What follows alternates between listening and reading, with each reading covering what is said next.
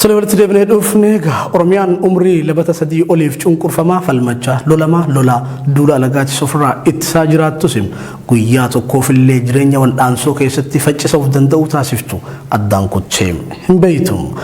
Alagaan funyaan jala taa'eessitti duuluuf guyyaa tokkollee harka laattee baquu cabsattee gadi hin jenne.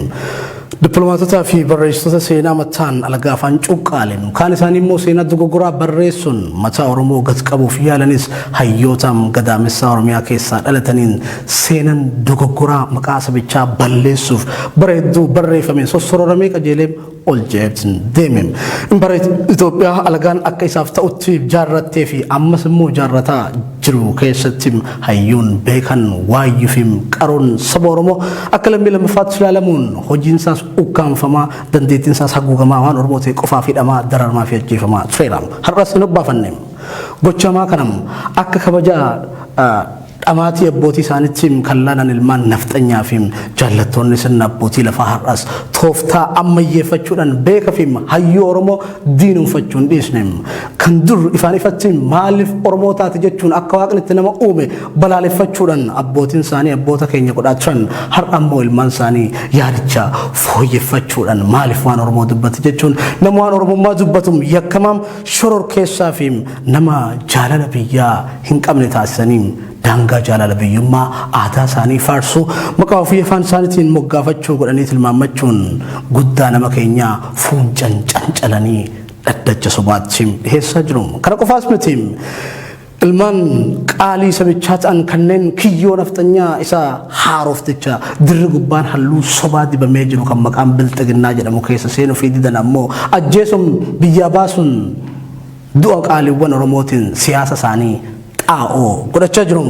Gareen ilmaan nafxanyaa bakka bakkaa walitti dhufanii ijaaraman kunniin afaan Oromoo ni dubbatu gubbaan Oromoo fakkaatu. Garuu Oromummaa farra godhaniin golgaa fura ekeraa abboota isaaniirraa tolfame Oromummaaf Oromootti uffisuun xaarii lubbuu warqamaa jiru. Gareen kun jaarama jabaa duula maqaballeessi olola akka meeshaatti fayyadama dhugaa guddaatti dallaa kijibaa jaaranii dibbee ololaatumaa Oromoo gamaa fi gamanatti qoodanii daagaa qoodinsaa qotuun lolaa wal qoodinsaa ta'anii nu gidduu lola'uuf rafanii bulaan jiranii.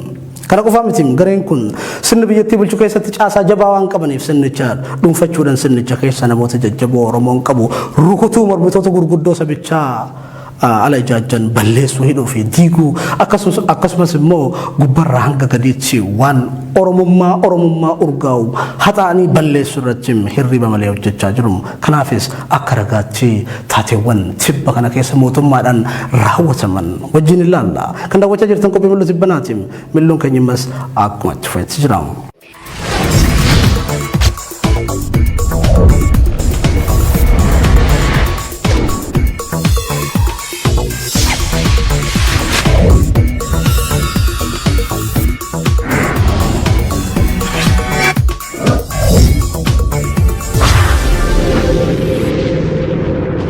Gaazexaan bariisaa seenaa afaan Oromoo keessatti barruu isaa jalqabaa ta'uudhaan ashaaraa qabsaa'ota Oromoo kaleessaan taatee waggoota 50 oliif dhaabbata pireesii Itoophiyaatiin maxxanfamaa jirti. Gaazexaan kun afaan Oromootiin dhimma Oromoo himuuf kan eegale ta'us bara mootummaa Adwaa irraa eegaleem qabiyyeen gaazexichaa sagalee mootummaa ta'ee jiraatus mallattoon yookaan loogoon gaazexaa bariisaan ittiin beekamu calaqqistuu Oromummaa fi agarsiistuu seenaa. Mallattoon kunis odaa caayaa Oromummaatiin kan faayame ta'uun hambaa tokkicha agarsiistuu Oromummaa dhaabbata pireesii sana keessa jiru jedhama. Tibba kana garuu gaazexaa bariisarraa mallattoo odaa haqaniitiin jiru. Akka odeeffannoo funaannanetti odaan kun bariisarraa akka haqamuuf ajajni boordii pireesii Itoophiyaarraa kan kennamedha. Boordiin dhaabbatichaas immoo daaqoon Daani'el Kibret dabalateem namoota faaggaa nafxanyummaa ta'an kanneen akkam awwal saaddoo fa'a.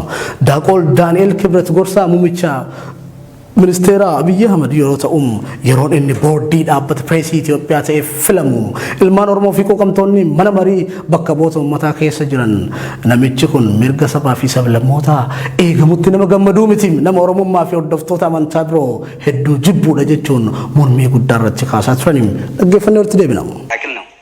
ዲያቆን ዳንኤል ክብረትን በሊስቱ ውስጥ በተላከልን ሰነድ ላይ አላገኘውም። አሁን እዚህ ስነበብ ነው የሰማሁት። ግለሰቡ አንድ የሃይማኖት እኩልነትን የማያምኑ አንዱም ሃይማኖት ሌላው ላይ የሚቀሰቅሱ እንደዚሁም በዜጎች መካከል ክፍፍል እንዲፈጠር የሚሰሩ ግለሰብ ናቸው። እኛ በተደጋጋሚ በቪዲዮ በተደገፈ በርካታ ነገር ማለት ይቻላል እኚህን ግለሰብ እንደዚህ አይነት በጣም ወሳኝ የሆነ ቦታ ላይ የቦርድ አባል ሆኖ መታጨታቸው ራሱ የሚያሳስብ ሆኖ ምንስ እንዲሆን እየተፈለገ ነው የሚለውን ነገር በተደጋጋሚ ከህዝብ የሚቀርቡ ጥያቄዎችን ወደ ጎን እየተተወ በዚህ ደረጃ ይመስለኛል ምናልባት ምን ታመጣላችሁ ከሆነ እኛ እያልን ያለ ነው ልክ አይደለም። ይሄ ግለሰብ ፓብሊክስ አብዛኛውን ህዝብ በማዕከልነት በሚያገለግል ቦታ ላይ ማገልገል አይችሉም። በሚመጥናቸው ቦታ ላይ ማገልገል መብታቸው ነው። ዘለ ጥያቄልኝ ግን ይሄ ፕሬስ ድርጅት መላውን የኢትዮጵያ ህዝብ የሚያገለግል ከሆነ ዳንኤል ክብረት ለዚህ ቦታ አይገባም። አመሰግናለሁ። agartanii jirtum namni kun yeroo filame mormii jabaan kan irrattim kaafame tureem haa ta'u malee nugusu biyyattii bulchaa jiru akkuma namoota dinqisiifatu sanaa sagalee uummata osoo hin taane sagalee garii isaa qofa waan dhaga'uuf mormii mana mareetu humattuu lakkaa'in namicha kana filee boordii pireesii Itoophiyaa taasisuun muudeem daaqoon Daani'el Kibret ergamaaf gara dhaabbatichaa akkuma dhaqeenis waan karoorfateem hojittim sharafuu eegale hojiin isaa jalqabaatti ibsituu fi agarsiistuu oromummaa kan taate mallattoo gaazexeessaa bariisaa irratti waggoota 50 oliif tajaajiluun seenaa guddaa qabdu sanam haqsiisuun mallattoo kan biraatiin bakka buuseem itti fufuunis gaazexaa bariisaa torbanittiin allama akka maxxanfamuuf hayyama argatee ture kuffisuun torbanitti maxxansa tokkoon akka itti fufu taasisuun baay'ina kobbii hanga maxxanfamuutis akka gadi hir'atu taasisuun ragaa guutuun deeggaruun quuqamtoonni dhaabbaticha keessatti argaman odeeffannoo baasanii turan. Kana qofaa miti daaqoon Daani'el miidiyaa irratti dhihaachuunis kaayyoo fi tarsiimoo mootummaa ammaa kanam sirna leexaa ta'eemsa afaan Amaariffaatiin aadaawii jedhamu yeroo ammaa kana hojiirra oolaa jiraachuusaaf ragaa ba'im akka Daani'el jedhutti otuu Oromoon sirna durii balaaleffatu Minilikii fi Nugusa Sillaasee jibbu Dr. Abiyyi immoo faallaa saba isaa dhaabbachuun sirna sana iddootti deebisaa jiram jedham isas dhaggeeffanneem walitti deebina. ፓርቲው ወደ እኮ መጀመሪያ ወደ ጥግ ከመሄድ ወደ መሃል መሄድን እንዲስማማ መደረግ ስለቻለ እኮ ነው የሱ ማጠንጠኛ ሆኖ እኮ ነው ሱ ማጠንጠኛ ሆኖ ፕሮጀክቶቹ ከሄደባቸው መንገዶች አንዱ ፓርቲው መዋሃዱ ነው መዋሃድ የሚለውን ራሱ ማንሳቱ አንድ እንሁን የሚለው አስፈሪ ነበር በጣም አደገኛም ነበር ቋንቋው ራሱ አስፈሪ ነበርኩ ራሱ ድርጊቱን መጠሪበት ቃል እንዴ ብዙዎቹ ጥሩ ቃሎቻችን እኮ ተበላሽተው ነው የጠበቁን እና በምን ቃል እንደምንጠራው ራሱ ፕሮጀክቱ አስቸጋሪ ነበር በአንድ በኩል ከዛ ጋራ ይፈርጃቸዋል አንዱ ቦዶ ያለው ከዚህ ጋራ ይፈርጃቸዋል መከራ ያለ እንደሱ መከራ የከረማራድል ሊመጣ የሚችል ጉዳይ እኮ አይደለም እና እነዚህ ሰዎች ዋጋ ከፍለው የመሰረቷት ኢትዮጵያ ናት ዋጋ ከፍለው ተጋብዘው የመጡ አይደሉም በኢትዮጵያ ጉዳይ ጋባዦች ናቸው ቅድም አነስተሽዋል አሁን እኔ እንደውም ደስ ያለኝ አንድነት ፓርክን ሳስበው ደስ ያለኝ ምን መሰለሽ ኦሮሞ ጠቅላይ ሚኒስትር አንድነት ፓርክ መስራቱ ትርክቱን ማፍረሱ akkuma gartan egaan xiinxala keessaniin gochaa fi jecha nama kanarraa duubeem ijaarama ilmaaniifim jallattota sirna nafxanyaa baruun isin hin dhibum anis dhimma kanam kanumaanan daangesseetan mandheetti deebisuudhaan dhimma biraattiin tarkaanfadham kan daawwachaa jirtan qophii mil'uu tibbanaati mil'uun keenya ammas akkuma itti fufetti jira.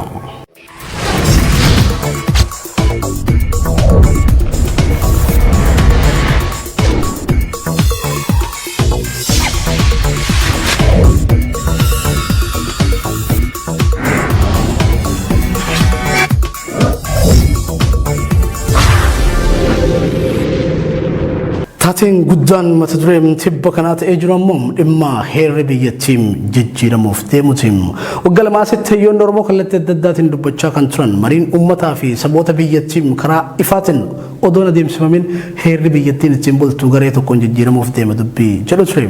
Mootummaan qabsoo uummataatiin amaanaa fudhatee waggaa lamaaf aangoo qabate kunis shirkaa jibbitoota mirga sabaa fi sablammii ta'uun garee murtaa'ee walitti qabeem heera biyyattii barreessaa turuunsaa odeeffannoon ba'e yeroo garaagaraatti irratti dubbatamaa tureera.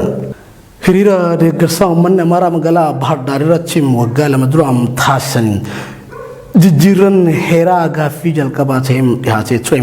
Dhimma sana ilaalchisuunis lubbuu isaanii hamaaruu Dr. Nagaasoo Gidaadaa gaazexaa irratti deebii quubsaa laatanii turan. Dr. Nagaasoo qofaa miti hayyoonni Oromoo Jawaar Mohammadii fi Baqqalaa Garbaa dabalatee hayyoonni biyya alaa jiranilleen heerri biyyattii rakkoo akka hin qabnee fi jijjiiramuun akka hin barbaachifne dubbatanii turanii jiru. Tibba kana garuu bukoon waggaa 2 guutuuf bukeeffamaa ture ifa ba'ee tolfa.